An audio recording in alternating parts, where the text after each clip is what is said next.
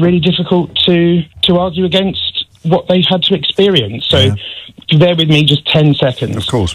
In their lifetime, 2008 crash, austerity, Brexit, Boris, COVID, Liz Truss, scandals, lack of job and career opportunity, huge student fees, rip-off repayment rates, boomers who didn't have to go out and fight, had the social and economic benefits of the EU. They now have protected pensions. They have huge house prices, which boomers also benefit from.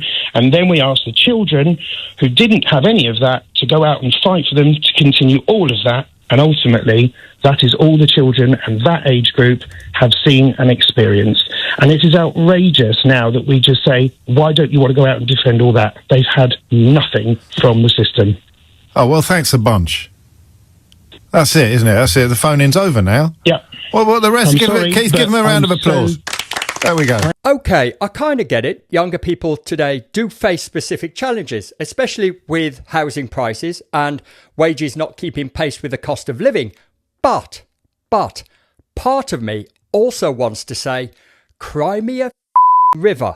We are living in the kind of material luxury that our parents and grandparents could only dream of, let alone complain about on digital radio. A century ago, life expectancy was around 47. Infants died at shocking rates. Families were cramped together. I mean, even when I was growing up, we didn't have central heating, something that everybody takes for granted now. And my grandmother, not my grandfather, my grandmother welded chain in a factory her entire life. My grandfather worked down the mines, and my dad, before he became a long-distance lorry driver, worked in the steel stamping factory. And I used to wonder what the scars were in the creases of his elbow. And I later found out that it was the burns from the sparks from stamping the steel. And these are jobs that the younger generation would never dream of doing now. And rightly so, because they were god-awful. Today, life expectancy is about 80. Hot water on tap, which was unheard of when we were kids.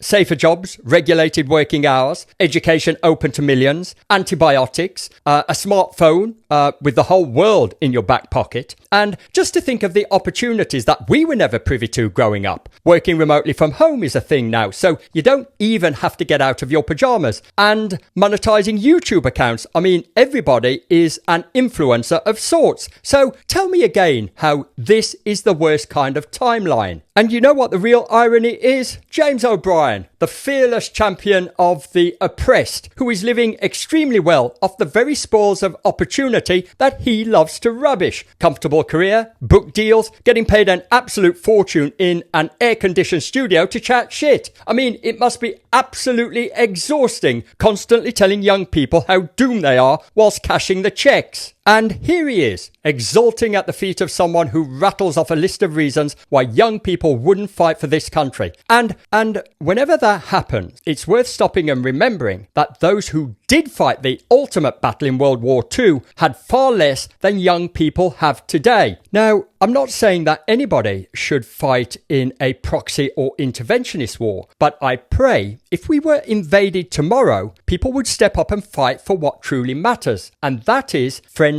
and family. Whether James O'Brien would step up to protect his cushy little number, or whether he would make the case for the enemy, is anybody's guess.